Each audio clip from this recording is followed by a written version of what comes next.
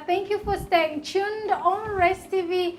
As always, every Friday at 8 p.m. we give you updates of what is happening in the business sector here on Business on Sport. I am Jackie Lingla, and just last week we were with the chairperson of FLYEXPRESS Travelers Association, Mr. Kagwa Peter, giving us the genesis of how the association came, the association dream became a reality after, of course, having challenges of where he was operating, which is a very key thing for all the journeys that we take in life. Sometimes a setback can turn out to be an opportunity for you to dream freshly and also stand out in the Ugandan market. So last week he was giving us of how the government has benefited from the association, and also of how the government officials have been able to enable them to operate successfully and conducively in the Ugandan market. You're very welcome, sir, on Business and Sport. Thank you. Yeah, so last week we still were talking about how your dream became a reality, and how you're able to say now FLYEXPRESS is uniquely standing out in the Ugandan market, and how the government has been able to support, and also you in return you've been able to pay the taxes back to the government. So could you just continue with the story, because most of the people who are watching us last week are very excited to know of how this entire thing that became as though it was or not was an association became actually the structure came out to a reality in 2020. And of course we see that in 2020 during the COVID-19 period, so many people were demoralized because they had never seen such a thing of many businesses coming to a standstill. But after you came out from the COVID period, you had your two other friends that you've mentioned last week that you were able to start up something with only 4 drones on the road. And right now you have numbers of drones in your association. So I think on that very note, I would want to know how many drones are we talking about can be counted under your association by approximation? Drones that we know, kati tulina drone ziri 7. Tulina drone kati 7. Ezaali 3 oba ezaali 4 kati zaafuuka ki? 70. Naye nga emmotoka ezo zonna nkugambye nga buli nakugamba nti omukwano gw'abantu oba obwesigwa bwaffe bwatutuusa ku ntikko, kubanga drone ezo z'abakirayanti baffe ate betutambuza. Kati bakirayanti bamwe bano bakola ki? What do they do exactly? Bakirayanti baffe bakola emirimu egyabwe nga bw'obeera nti bakolawo, oba akola ku leediyo, oba akola mu nakasere atunda nnyaanya, asobola okufunamu ssente n'agamba nti kanfune kangula akamotoka kano nako kabeere nga kakoze eki nga kamperiza akasente. Kati bwakagula n'akampa nange nenkaweeno omukozi emirimu nga gitambula. So kati bakirayanti abo nga bwegga nti obwesigwa bulungi n'okwagala naye n'okuba nga oli wampisa, oli wagonjebwa mu bantu kyekisinga. Abantu abo nga bwe nkugamba nti tumala okufuna meeya, kubanga meeya yakutuula nnyo mu bintu byaffe kuba byali bigenze wala. Drone nga bw'ozimanyi ebiseera ebyo mulimu abawambibwamu, mulimu ki, batuteze, batukoze eki, bantu balwanye bazirabyemu, bamaze obitereeza tubitereezezza kubanga abantu batulaba nga tuli bantu baki balungi. Abo bakirayanti batandika okugula emmotoka nti why bizinesi eneeri etya nti leeta emmotoka tugisalinga etugiwa abakozi baffe, badriva baffe abayigirize obulungi. So you have a number of drivers. But driver tuli 5-8 ne badriver baffe, era nga bola nti emmotoka zaffe osanga za njawulo nnyonjo, buli kimu tumala bayigiriza. Tubayigiriza empisa, era oba musoofu wa mpisa ewaffe tojja n'oba nga ovudde wanga gwe bakutenda nti oli muki, ewaffe twagala bampisa kuba tutambuza bantu baki bavunaanyizibwa bayonjo mpisa, ate mwe tujja ne babosi kubanga omuntu atula mu mmotoka eyo. Those who come to you and do not know how to drive, is that do you give that service? Do you teach people how to drive? Badriver abaffe tugenda ne tubatenda training ne tubakola ki ne tusaba kati ng'ebitongole bya poliisi ne tusaba omusomo naffe ffennyini ne tusobola okuba nga tubeeyiriza kuba naffe tuli ba senior driver.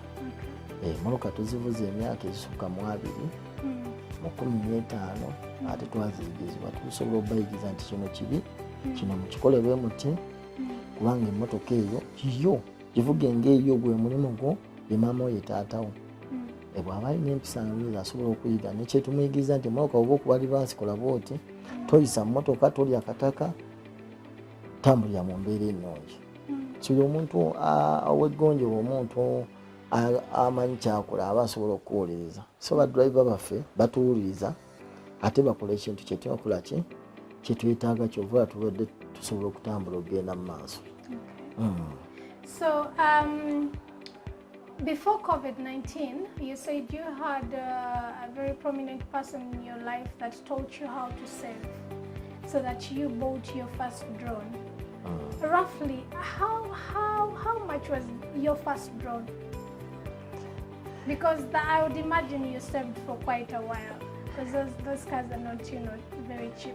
Nagambye drone yange nagigula sente nyingi naye nakuganya nina omuntu gwe nakuliranga nga bosi wange taata wange ate nga mukwano gwange yanjigiriza okusevinga ate nankwata ne ku mukono. So how much was it roughly? Ebiseera ebyo emmotoka ebyo oyinza obutakikiza yali ya bbeeyi kuba nagigula nga mpya nagigula miliyoni 10.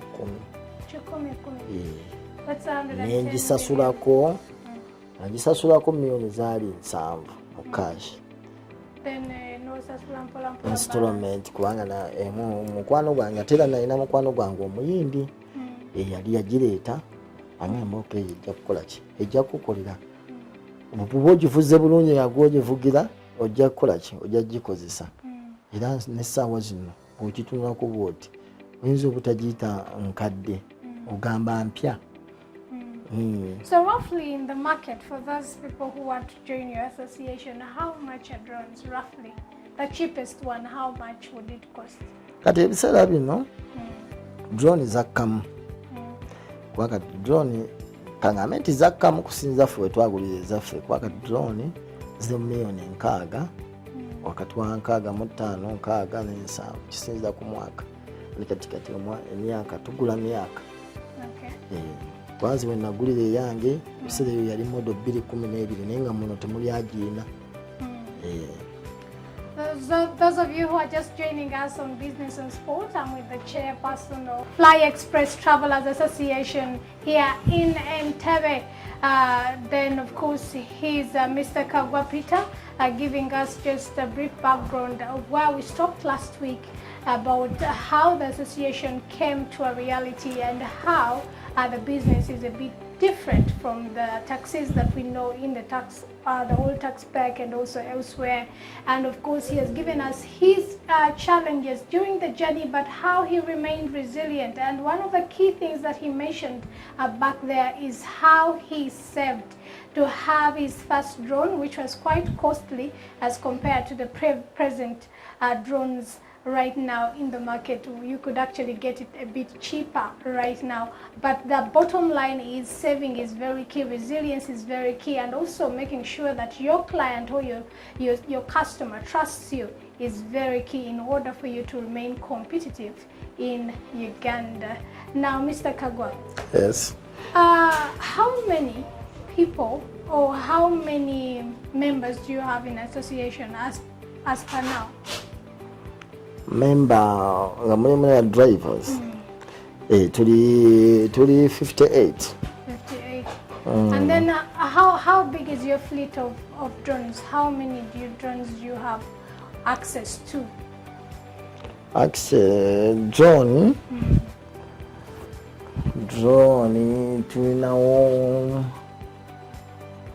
tulinawo ndowooza nga 10. Okay. So if I'm to ask a very key question, where do you see yourselves 5 years from now?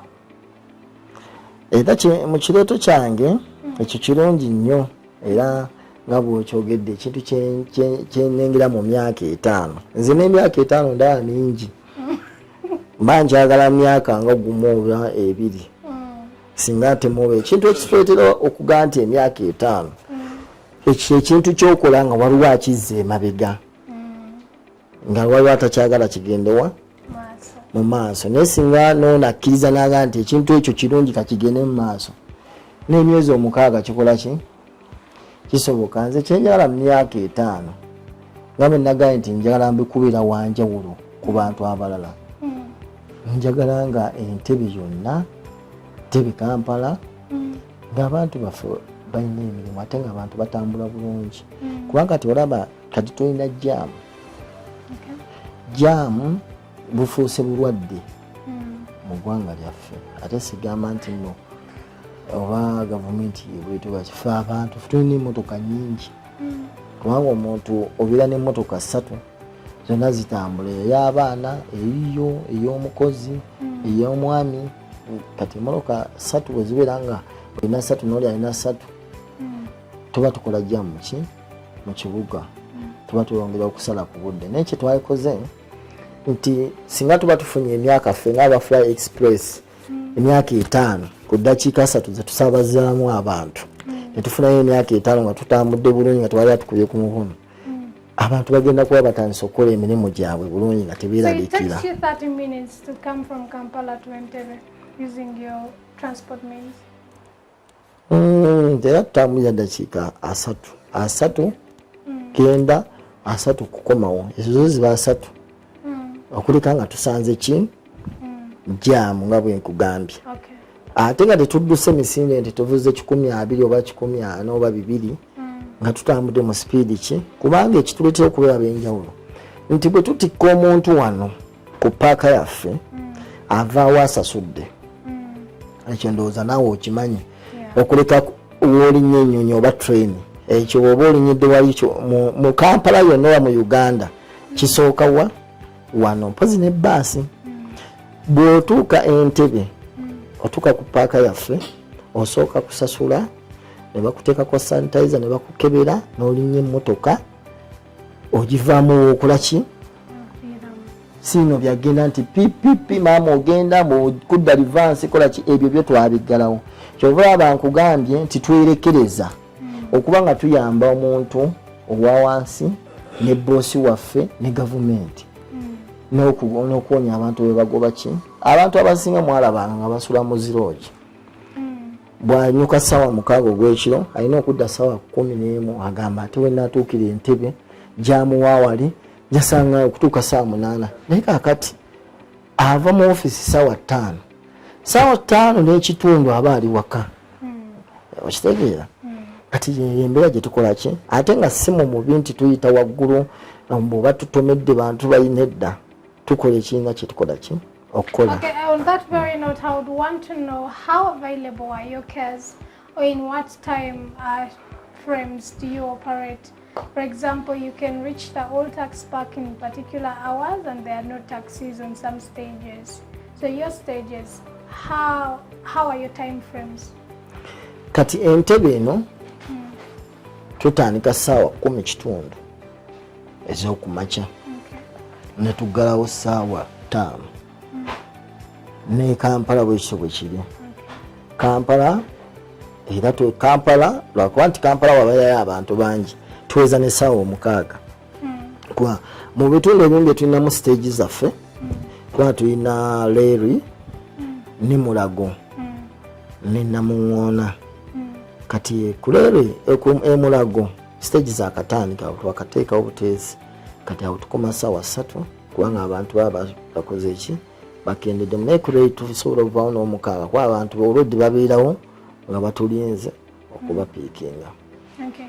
So my next question also would be, I have not seen any type of taxi other than that drone type on your taxi park. Is that a branding criteria for you?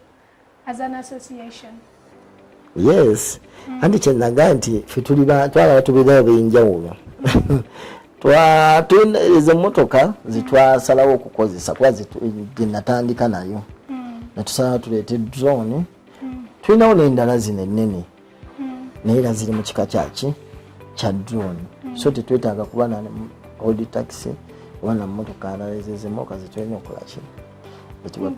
Last week you had mentioned about having a different kind of mark. Did you achieve that from the government? The line that is put in the middle of the taxis, yeah, to differentiate you from the old taxi park taxis.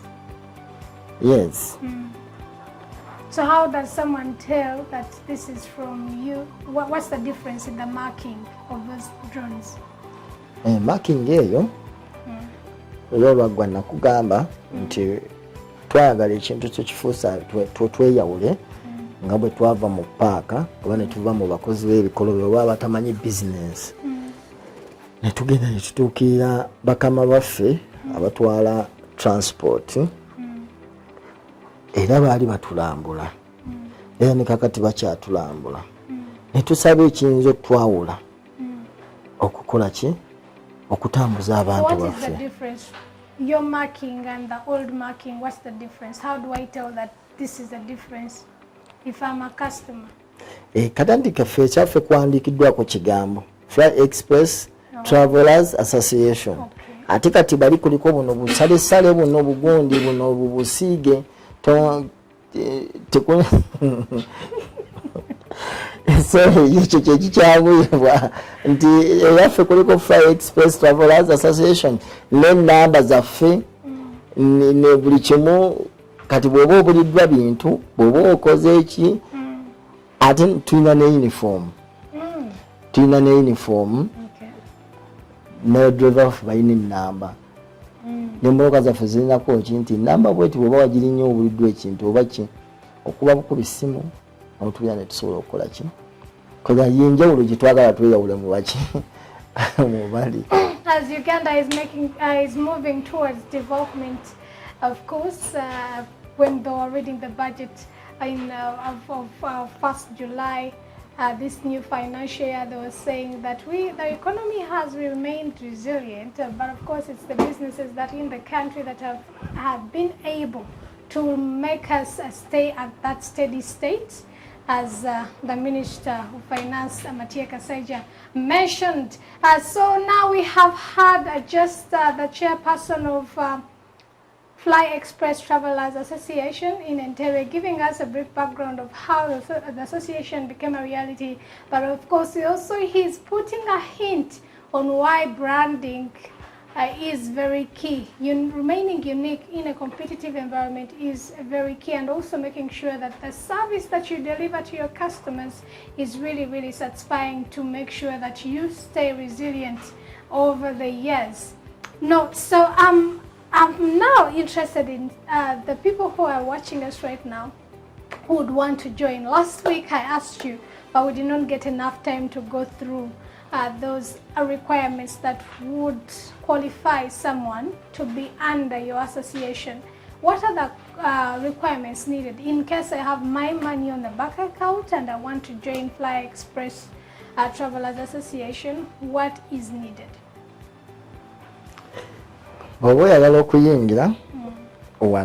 First of all, even before we get to that, is it allowed?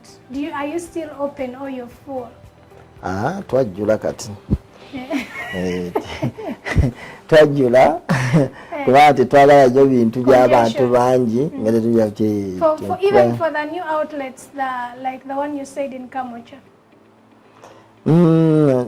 Tubadde tukyetegeka kati bwe tuli nti tubadde twajjula naye kati engeri gye tutandise okuteekawo kubanga batukwasa express bwe baali batuwa ekikuubo ekyo batukwasa express nga gye tulina okuoperatingako kati tulina okukolera abantu abava Bwayise abava eggulu nga balinaawo Kaleerwe kudda Bweyogerere kati tusoose ne tuggalawo okuyingiza abantu naye stage ezo tukyazikola tukyazigezesa bwe tuba tufunye nga tufunye ebifo ebirungi tujja kwongera tuggulewo tuyingize abantu aba training obulungi tusooka ba training abanasobola okutambuza abantu nga bwe beetaaga abantu abalowooza kubanga abantu aba atambula abalowooza office omuntu aba atambula aba alowooza omulimu gwe kati nange akuvuga mba ndowooza gwe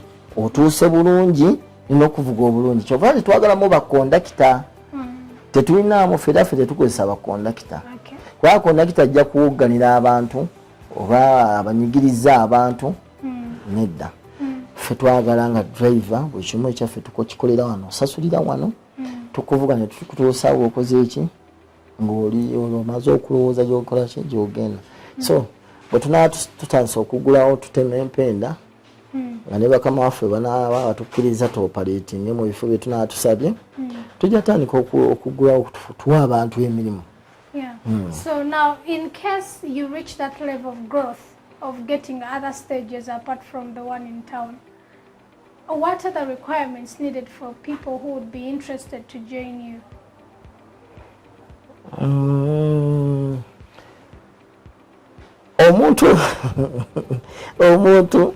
Omuntu ayagala okutuyingiramu kati sikati mudda mu maaso ekyo tetulina kipulaninga kiba kirungi tukipulaninge nga tumaze okuba nti twetaaga kuba nyinza okuga nti neetaaga 15,000 n'ozisonda n'ozitereka ne tuuka mu maaso nga waliwo ebikyuseemu ekisinga obukulu kati badriver betulina oba abantu betulina tuba twetaaga nnyo gy'obeera oba kuzaalawa obeerawa oli mutuuze oli munnayuganda olina ndagamuntu gy'obadde okolera obadde weeyisa otya ekyo kintu kikulu nnyo so era tuba tukolera fayiro wano tubeera ne fayiro yo wano mu ofiisi gundi ne gundi bwati bwati era ne bwe tuba tukukwasa emmotoka bakama waffe gye batuwadde mukama waffe atuwadde emmotoka tumuleeta ne tumulaga driver tumulaga ebimukwatako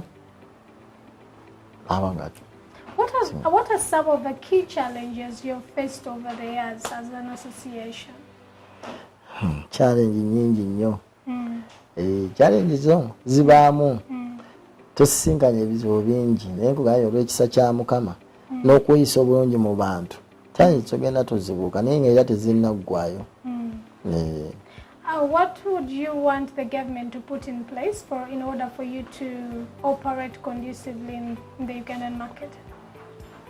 Or what policies would you want the government to change in order to create a conducive environment for your operation in Uganda? Government ndoza kinga nti tuba tusaanye okukola ki kyemanyi okwogerezeganya kyekikola ki kyekisinga tusobola okwogerezeganya nabo kyemanyi batumanyira batulaba n'embeera zetutambuliramu ekituba tukoze eki tuba tusobola okwogerezeganya nabo oba nebetusaba netuwaako si buli kimu nti tujja kukola ki tujja kibasaba naye nabo baba tubakoleza eki basobodde otuyamba mu bintu ebimu. So what are some of the things you would want to say out as closing remarks to the people who are watching, for young people who still have a dream, who want to also one day own an association or begin a business or maybe begin a border stage somewhere where he's the chairman? What would you want to speak out to those people as an inspiration? Ekirungi kyagalibwa n'okukola ekintu nga kirongoofu nakyo kikola ki omuntu yenna ayagala ekirungi oba okukola ekintu ekirungi aba alina okusooka n'agumiikiriza oba n'alinda kye bamugambye okukola ki bwe tugamba nti tuggaddewo era nkugambye bwe tuba tufunye bwe tuba tumanya nti oyo ava mu bodaboda nga mulungi tuba tujja kukola ki ate ekiriwo nti tuba tetukyasobola kuzza muntu bw'oyingiza abantu nga oyagala abantu omanya association zakuyamba. I'm saying for people who would want to begin a business, if I've been watching your story, what would you want to advise me as an individual? Okay. Anti era kyeŋŋambye nti omuntu yenna abire mugumiikiriza. Kati abakolera mu bodaboda erimu ssente. Era bodaboda ensuubira y'amaanyi kubanga okuva wano oyinza okuva wano n'okutuuka wali ne bakusaba 1,000 oba 2,000 ate ng'enywa amafuta matini. So balina okuba nga beesigwa ate nga bagumiikiriza n'okuteeka amazima mu mulimu gwe bakola. Nti bw'oba ogambye omuntu nti ssaawa 2 zibeere nga weeziri. Bw'oba ogambye nti pikipiki yoba olina okubeera ng'oli muyonjo nga gwe buli lunaku okyusa abantu bakusanye ng'ekidduka kyo kiki. Okuvuga okuyita ku bitaala ebyo oba okumaguka kukuba abantu ebigosoka betraining. Suubira nti ekintu kyonna bw'okiteekako obwongo nti omuntu ono gw'otwala alina obuvunaanyizibwa nange nina obuvunaanyizibwa ojja kukola bizinesi ekoleki ekunyumire kwa tosooka kumanya nnyo nti bw'otikka bodaboda n'ezimba bweti sente z'ogenda okufuna oluzigenda kumala era ogenda kukomawo oyagala okukola ki. So nze kiŋŋamba abalina bizinesi kubanga ffe bizinesi bwe tuba ku bantu abalina bizinesi ffe twakatandika naye bateekewo nnyo obwesigwa n'okuba n'emikwano emyesigwa n'egitali n'okuba nga basobola okuwezezeganya. That is it on Business and Sport. I've been with the chairperson of FLYEXPRESS Travelers Association here in Entebbe, Mr. Kagwa Peter, giving us his background of how he started, how the dream became a reality, and the key things that he has pointed out for those of you who are interested in setting up your own businesses is that you have to make sure that you are trustworthy, transparent, and you have to have the patience in order to remain resilient in the Ugandan economy. I am Jackie Lingla. Till next time on Business and Sport at 8 p.m. to 8:30. A very good evening.